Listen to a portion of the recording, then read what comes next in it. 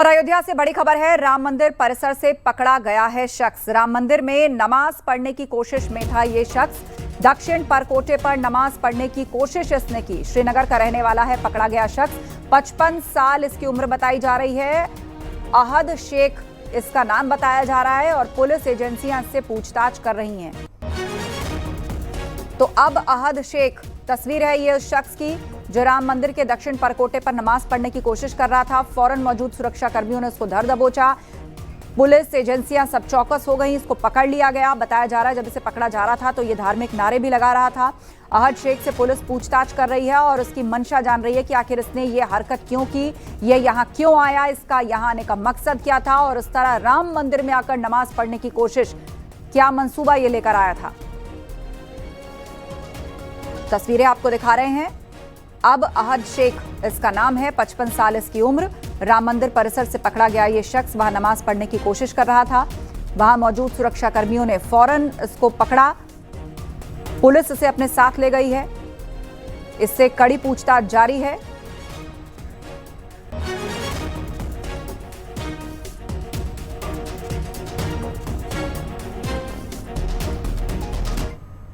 और इस पूरी खबर पर नजर बनाए हुए हमारे दो सहयोगी, अयोध्या से निमिष गोस्वामी और लखनऊ से ऋषभ मणि त्रिपाठी। सबसे पहले ऋषभ मणि का रुख कर लेते हैं। ऋषभ मणि, सुबह की यह घटना है और उससे पूछताछ जारी है। अभी तक क्या खुलासे इसे लेकर हुए हैं?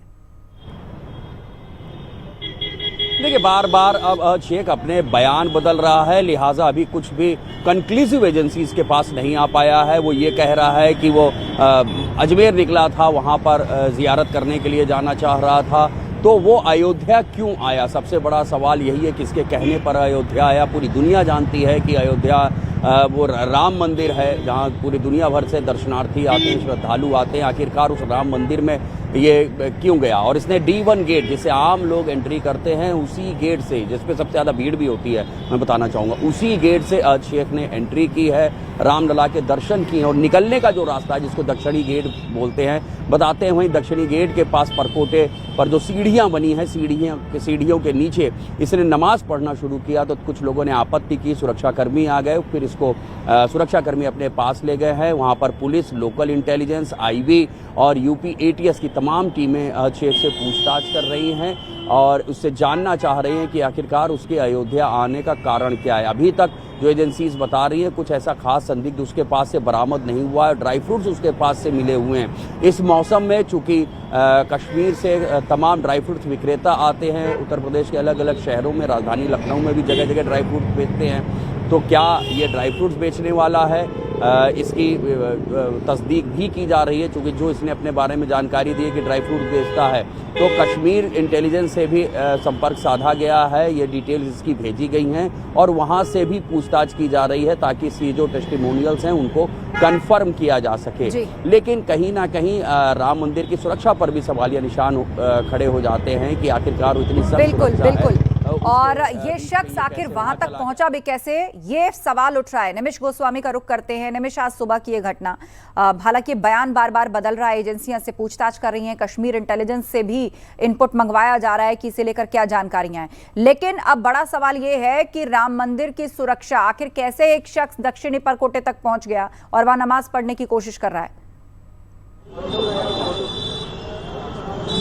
ये देखिए, कहीं ना कहीं राम मंदिर की सुरक्षा पर तो ये सवालिया निशान है ही है, क्योंकि जिस तरीके से 3 स्तरीय राम मंदिर में सुरक्षा व्यवस्था की जाती है और जिस गेट से उस अधेड़ ने प्रवेश किया, ये यूँ कहा जाए जिस गेट से वो अंदर गया, वो दर्शन मार्ग था जहाँ पर कड़ी संख्या में सुरक्षा बल भी मौजूद रहते हैं और इसके साथ ही कई सुरक्षा के तमाम मानक हैं जिनको पूरा करते हुए राम मंदिर परिसर में प्रवेश दिया जाता है। ऐसे में किन परिस्थितियों में कश्मीरी युवक वहां पहुंचा, कैसे वो दक्षिणी परकोटे पर रुका, कैसे वो वहां पर नमाज अदा करने का प्रयास करने लगा, इन तमाम विषयों पर अब बारीकी से जांच की जा रही है। हालांकि ये माना जा रहा है कि जो पकड़ा गया व्यक्ति है वो शोपिया जम्मू कश्मीर श्रीनगर का रहने वाला है और इसका नाम अबू शराय बताया जा रहा है। हालांकि अभी भी खुफिया एजेंसियां इससे पूछताछ कर रही है और पूछताछ में लगातार ये गुमराह करने की प्रयास कर रहा है, चीजों को बार बार अपने बयान बदल रहा है।